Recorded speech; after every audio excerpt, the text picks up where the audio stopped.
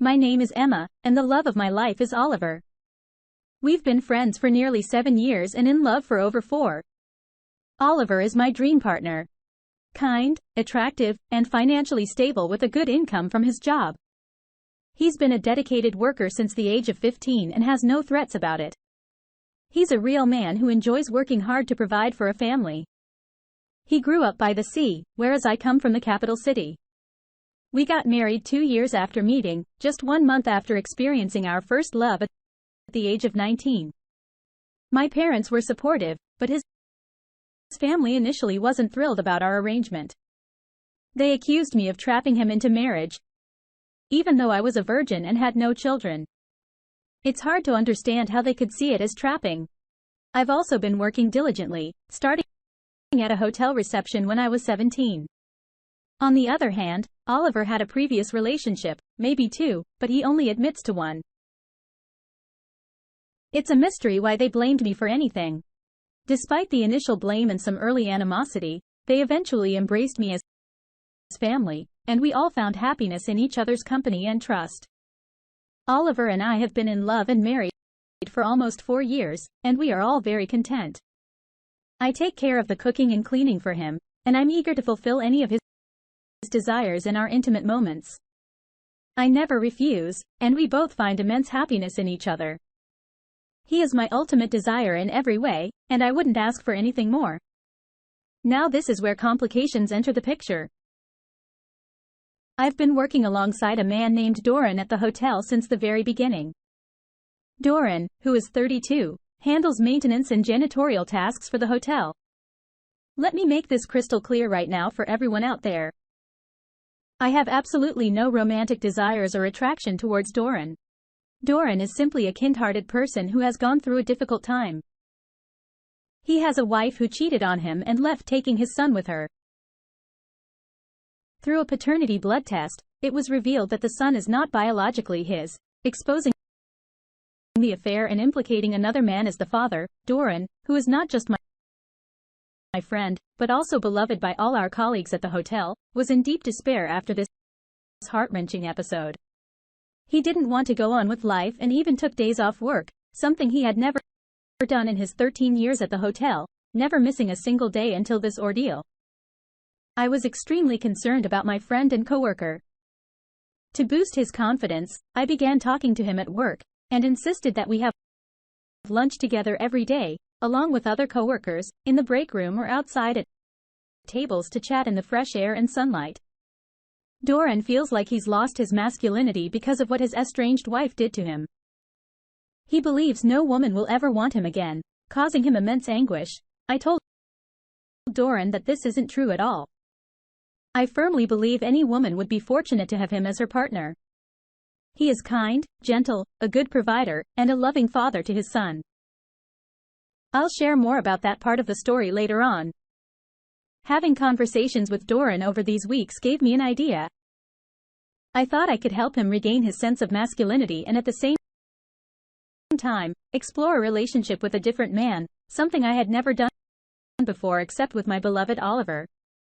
This would help me resolve that lingering question in my mind.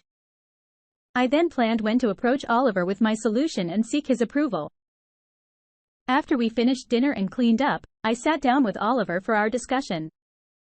I shared my thoughts and suggestions with him. His response was to burst into laughter and give me a crazy, incredulous smile. He thought I was joking about all of this. I assured him that I wasn't joking and explained why I believed this could be an ideal solution for both Doran and me. I emphasized that he had nothing to worry about concerning Doran because I had no desire or attraction for him.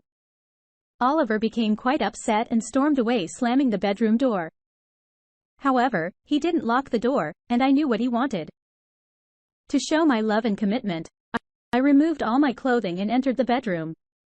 He can never resist me, just as I can never resist him, even after 4 long years. I gave him everything he loves. And we fell asleep together in love and happiness just as we always are. I waited for a day before bringing up my suggestion to Oliver again. I asked him if he had thought about it and whether he'd give his blessing. Once more, he firmly stated that he wouldn't and warned that if I went through with it, he would file for divorce and have no further communication or friendliness with me. I acknowledged his stance with an okay, and sat beside him to watch a movie. Eventually, I offered him a treat, and we spent the night together on the couch. Still deeply in love with each other. During this time, I observed that Oliver was distant and preoccupied with something other than our intimate moments, or the delicious meals I prepared. He frequently talked on the phone outside our apartment or in a hushed tone in the spare room. My suspicions were raised, but there was nothing obvious. Days passed, and it was now Sunday. After attending religious services, Oliver was planning to drive to the sea for a 4-day trip with his family. They had a yearly tradition of fishing during this time, which I had no issue with. I understood that he needed his male bonding time to maintain his masculine qualities and strength.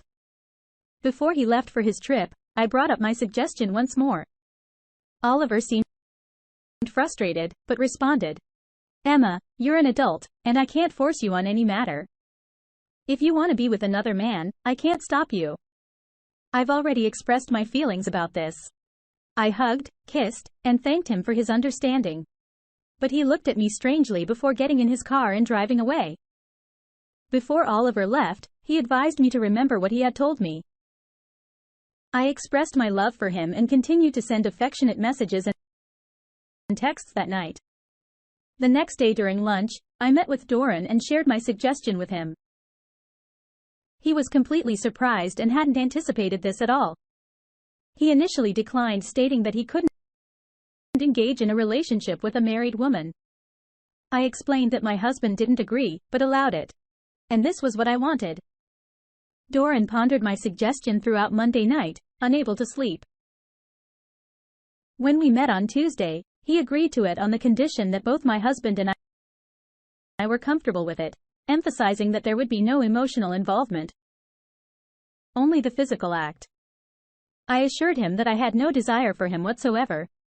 He was a nice man but not someone I found attractive in any way. So on Tuesday night, I went to Doran's place. It was a cozy little home, and we had the encounter using protection, and there was no kissing or intimate gestures, just some physical contact in the act itself. It seemed to satisfy Doran quickly. For me, it was merely about putting an end to my curiosity. It wasn't a memorable experience and held no significance for me other than checking off a box. That evening, I sent a text message to my beloved Oliver informing him that everything had gone smoothly. I assured him that Doran's self-esteem had been restored and I had found the answer to my question. I emphasized that I would never be with another man, only him, my love, Oliver. It's crucial to understand that this was a purely physical encounter with the use of protection, devoid of any emotional connection or love, unlike the intimate moments I share with Oliver. Let me clarify this for everyone out there. I chose to text Oliver because I was concerned about his reaction, and he didn't respond that night. I spent a sleepless night filled with worry. Thankfully, the next morning, he texted back saying he would be returning home on Saturday instead of Friday. While I didn't like the idea of him being away for 2 additional days, I appreciated his understanding regarding the suggested encounter and was grateful to have his love. The following day, Doran and I had lunch together, and he expressed his gratitude for the session and for helping him regain his confidence and sense of self. He also shared that he had been granted 50% custody of his son through the court, despite not being the biological father. I celebrated this news with him and explained that now that our purpose had been fulfilled, we didn't need to continue meeting individually for lunch or other gather. He thanked me, understood, and assured me that he wasn't a deceitful person. During this time, I continued to send loving text and intimate photos of myself to my dear Oliver. However, his boat had poor service, so his responses were infrequent and he mainly expressed his anticipation of seeing me on Saturday. I was filled with excitement and love, eagerly awaiting his return. But unfortunately, this story takes a painful turn. On Friday, after a long day at work and shopping for Oliver's favorite foods, I returned home to a shocking sight. My apartment was empty and divorce papers were placed on the counter accompanied by a note. The note stated, "I thank you and wish you good luck and success with Doran, signed by my beloved husband, Oliver." I was overwhelmed with tears and disbelief, knowing that this decision was not his own, but influenced by his family's disapproval of me. Oliver would never willingly do something like this. He had taken away all the furniture, silverware, cups, glasses, and linens, leaving only a single set. Our king-sized bed was replaced with a small twin bed, seemingly from his nephew's room. He left me with a small TV and a chair. Additionally, he took all the kitchen appliances, but left me with just a saucepan and a frying pan. He even provided paper plates, plastic utensils, paper cups, and basic necessities like toilet paper and paper towels. My sole possessions left were my clothing, toiletries, and makeup. I attempted to call Oliver, but I discovered that he had blocked my number. When I reached out to his mom and sister, I found that they had blocked me as well. This was the case with his dad and brother too.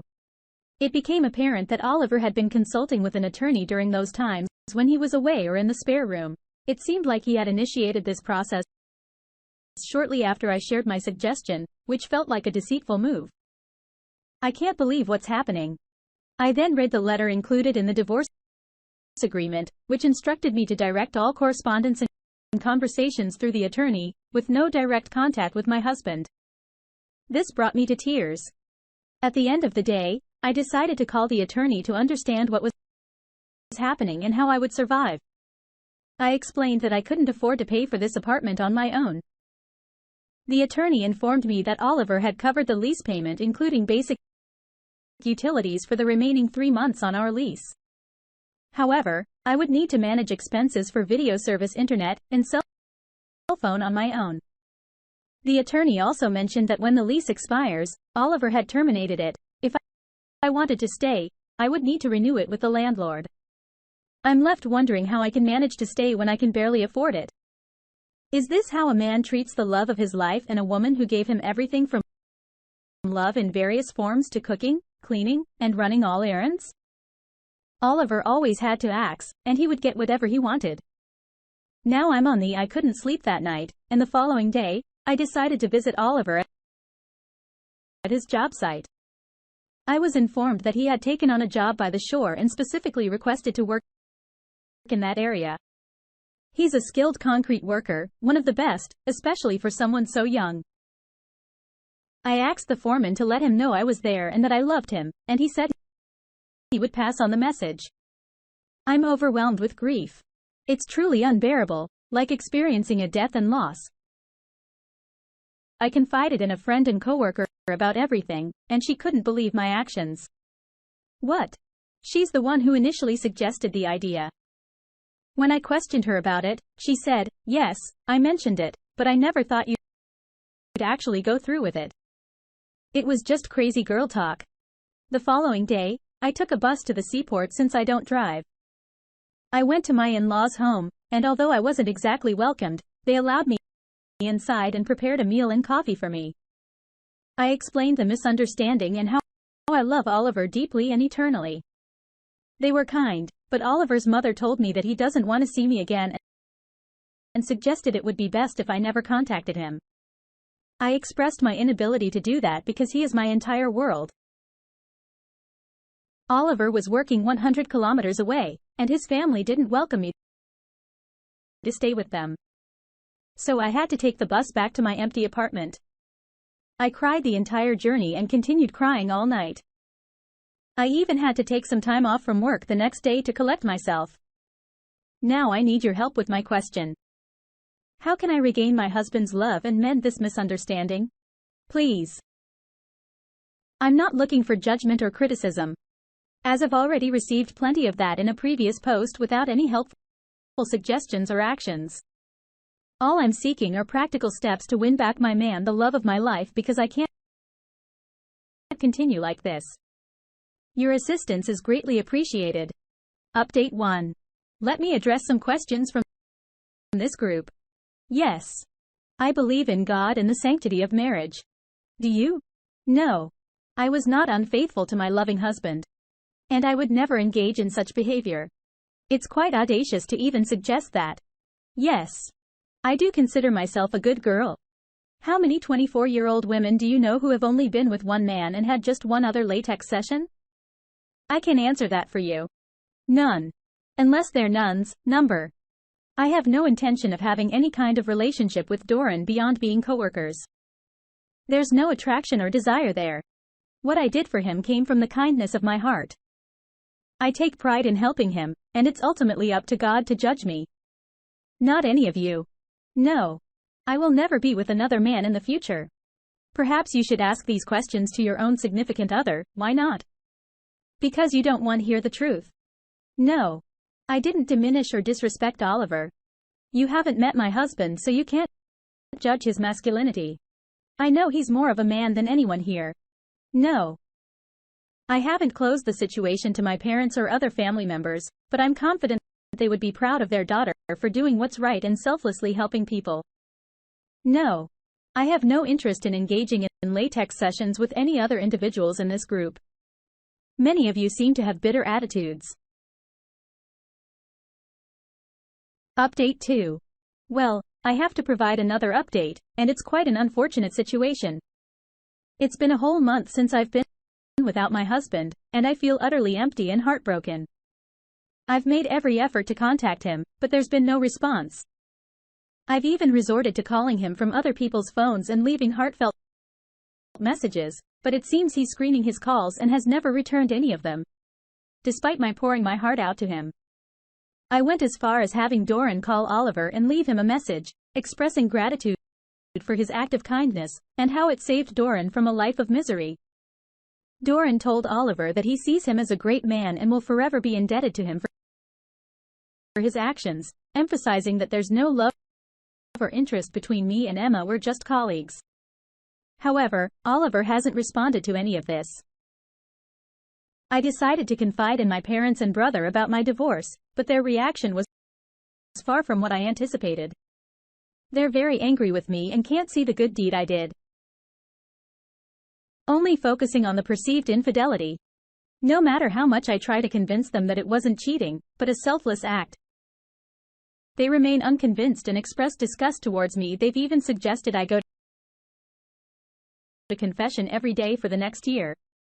I believe that in the end, it's up to God to judge me, not the people on this earth, including my own family. Final update. Okay. I wasn't planning on returning to this troublesome post, but some kind-hearted people have asked for an update. So here it is. I really wish I could block all those bitter individuals in the comments. Anyway, let me fill you in on my current situation. I'm now living at our community hostel because my lease expired, and I don't have the financial means to afford rent in the capital city. It's a decent place, but it's only a temporary solution. I could have stayed with my parents, but I chose not to since they don't understand my perspective. Now about the divorce, it's official. It might just be the quickest divorce in our country's history, which seems to be my luck, but at least I have faith in God to support me. The judge appeared to be quite traditional and didn't seem to have much regard for women in today's world. He viewed my suggestion as nothing more than cheating, and disregarded the fact that I had helped Doran regain his life. He simply stated, "You can call it whatever you want, but it's cheating and a breach of your marriage." I tried to explain that my husband had given me permission, but when he asked my husband and his attorney, they both denied it, saying, "No, Your Honor, he did not." What Oliver told Emma was, "You're a grown woman, and I can't prevent you from doing anything." He then added that he had previously warned Emma that he would divorce her if she went through with it. The judge turned to me and I conferred with my legal representative, who confirmed yes. Oliver did tell Emma this, and it's a truthful statement. The judge proceeded to ask, "So why did you proceed with your affair knowing this?" I and my legal representative were cut off guard and didn't respond.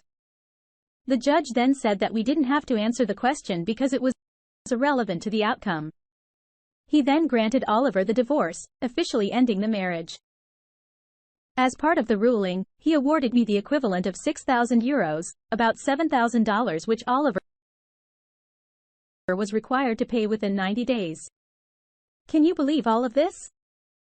Just €6,000 for 4 years of various forms of intimacy, cooking, cleaning, running errands, and taking care of this man when he was ill. If I had worked these jobs instead, it would have amounted to over €200,000.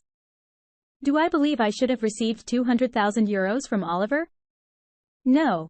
I do not. However, receiving only €6,000, come on, people. Why aren't women valued more for their valuable contributions to marriage? Can the individuals in the comment section answer me that question? This is my last post here because I won't continue arguing with the unkind individuals in the comment section. I'm simply drained and you all are unpleasant people. Instead, I'm going to invest all my time and energy into winning Oliver back over the next year. I left him a message on his phone, letting him know I won't go on any dates for at least a year, maybe even indefinitely, as I'll be patiently waiting for him to return. I told him he's welcome to come to my new apartment anytime for any type of affection, and provided him with my new address. I believe that one day I'll hear a knock on my door, and there will be my dreamboat Oliver standing there, ready to embrace me with kisses. We'll then live our lives happily ever after, possibly with many children and daily affection. Merry Christmas to everyone out there, and I extend God's best wishes to all, even those who dislike me and themselves. Alright, that was a fun story. Now let's move on to another exciting one. Stay tuned and let's dive in. This incident occurred more than 5 years ago, and I still haven't completely healed emotionally. Back then, I, John, was 31 years old, and my girlfriend, Lisa, was 29. We had been in a loving monogamous relationship for 3 years, or at least I thought so. We crossed paths at a cocktail reception held at a local art museum. Ironically, neither of us was a fan of modern art, but we were both there with friends, and we hit it off right away. We started dating cash and soon decided to exclusively commit to each other because our connection was undeniable. Around a year into our relationship, Lisa brought up the idea of moving in together, as she was eager to take our relationship to the next level. I initially hesitated, expressing that I wasn't quite ready for that step. So we continued to live separately, but spent at least 6 nights a week together. And her love for each other continued to deepen. Over the following year, Lisa continued to gently nudge me towards taking that next step. Eventually, on our 2nd anniversary, I reluctantly agreed, and we moved in together. Everything seemed to be going wonderfully. And despite being together for over 2 years by that point, our intimacy in the bedroom was still vibrant and adventurous. With our relationship going smoothly, Lisa began dropping hints about marriage and starting a family. I let her know that together to evaluate if we were truly ready to take that next step. Around 3 months into our cohabitation, I received quite a shock. Lisa called me at work to tell me that she had missed her period and might be pregnant. This caught me by surprise since she had been on birth control pills. She assured me that she hadn't missed a single dose, so I attributed it to the small chance of contraceptive failure, which is around 9%. After ending the call with Lisa, I went through a whirlwind of emotions ranging from fear to excitement. However, the more I thought about it, the more joy I felt about the idea of becoming a father. Driving home that night, I was overjoyed. And upon arriving home, I embraced and kissed Lisa, expressing my excitement, which made her equally happy. As the weeks passed, Lisa started inquiring about our marriage plans. I told her that I wasn't ready for that at the moment, suggested we consider it after the baby's arrival. She understood, but continued to bring up the topic several times a week, emphasizing how much she wanted to be my wife and spend her life with me. Over the next few months, we dedicated our time to preparing for our child, transforming our spare bedroom into a top-notch nursery. I spared no expense on the furniture and fixtures, ensuring we were fully prepared for our impending arrival. Our lives were going so smoothly that during Lisa's 7th month of pregnancy, I took the opportunity to propose. With a heartfelt proposal, I got down on one knee, and Lisa joyfully exclaimed, "Yes. Yes. I will marry you, John." We were both overjoyed. I suggested we have a civil ceremony at the mayor's office the following month, followed by a reception after the baby's birth, and she enthusiastically agreed. We had a wedding date set. But just a few days before the ceremony, our baby had different plans, and Lisa went into labor. We rushed to the hospital at 4 a.m. And by 9 a.m., Lisa had given birth to a healthy baby boy. I was by Lisa's side in the delivery room assisting with the birth. Although the delivery went relatively smoothly, I couldn't help but notice immediately that the baby didn't resemble me. He had jet black hair, a deep brown complexion, and appeared to be of Hispanic descent. Both Lisa and I, along with our extended families, have Northern European backgrounds with light hair and fair skin tones. No one in either of our families has Hispanic heritage. When the baby was placed into Lisa's arms, I glanced at her face. And despite her efforts to appear composed, I could sense her shock at the baby's appearance. My heart was racing, but I managed to maintain my composure, pretending that everything was normal. Lisa wanted me to hold the baby, which I did, and tears welled up in my eyes. I cradled the infant and felt an overwhelming sadness knowing he wasn't biologically mine. Despite my emotions, I handed him back to Lisa and mentioned that I was going out to inform our parents of the exciting news. I went out to the waiting room and shared the news with them. They all went inside to see Lisa and the baby, while I explained that I needed a short walk to calm my nerves after all the excitement. I headed over to a small park area by a stream that flowed through the hospital grounds. And there, I completely broke down in tears. My world felt like it had crumbled around me. I knew that today, I would lose both my future wife and the baby I had so dearly hoped for. I spent about 30 minutes crying my heart out, and then my phone rang, and it was my mother. She inquired about my well-being, and I replied, "I think so." She then said, "Son, I understand why you left." I confided, "Mom, the baby isn't mine." Her response was comforting. "Son, I know, and I'll stand by you no matter what decision you make." With that assurance, I regained my composure, went to the restroom to freshen up, and returned to the room. Upon re-entering the room, only Lisa, her parents, and my mom remained. The baby had been taken to the nursery and Lisa was understandably exhausted from the childbirth. I suggested that we all give Lisa some much-needed time to rest. As we left the room, Lisa asked if I could stay with her. But I gently replied, "Babe, it's best for you to rest without talking." We all headed to the cafeteria and spent a few hours there while Lisa got some rest. Upon returning upstairs, I allowed her parents to check on her first. After spending about half an hour with her, they relayed that Lisa wanted me to be with her, so I went in to comfort her. Lisa began talking, expressing her happiness, and asked if I was happy too. I reassured her that I was thrilled that both she and the baby were healthy. Concerned, she observed, "You seem distant. Is something wrong?" I replied, "We need to talk." She inquired, "Talk about what?" To which I responded, "The baby." Perplexed, she asks, "What about the baby?" That's when I disclosed, "Lisa, the baby is clearly not mine." She reacted defensively, stating, "It is your baby. Whose else would it be?" I challenged her, saying, "You tell me." Her response was tearful sobbing. And I allowed her to cry for what felt like an eternity, but was actually closer to 10 minutes. After she composed herself, I pressed further, asking about the father of the child. Through her tears, she confessed, "You are the father." I didn't accept that and insisted, "Lisa, please don't lie to me." She fell into a silent daze, staring straight ahead. Eventually, she broke the silence, saying, "I'm so sorry, John. I was unfaithful. But I want you to be the baby's father." I disregarded her plea and repeated my question. "Who is the father?" Reluctantly, she admitted that her ex, who she had been with for over 5 years, had come to town 8 months ago, and they had a brief encounter at our apartment. I stood up and walked over to the window, gazing down at the traffic below. Lisa anxiously asked if our relationship was over. I conveyed that it was, as I couldn't fathom trusting her again. She burst into tears, begging for another chance. But I firmly asserted that it was not possible. I insisted that she needed to inform our parents about this situation immediately. Lisa begged me not to disclose it to them. Firmly, I told her, "Lisa, you must do this now because you won't be returning to our department when you and the baby are discharged tomorrow." Tearfully, she pleaded with me again, but I simply repeated no and went outside to fetch our parents. As we entered the room, Lisa's father noticed her tear-stained face and inquired about what was wrong.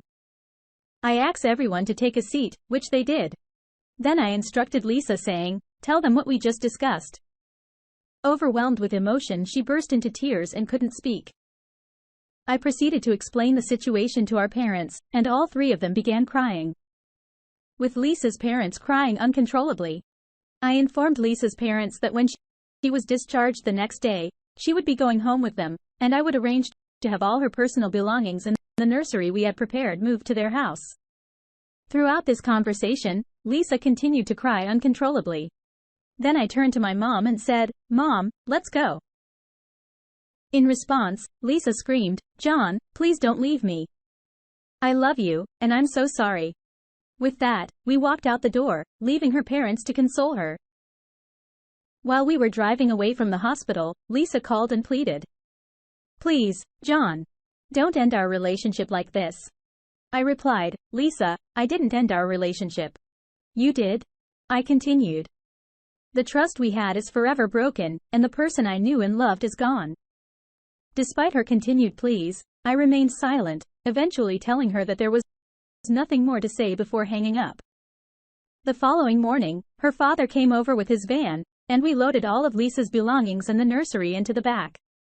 I accompanied him to their house, helped with unloading, and set up the nursery in one of their spare bedrooms.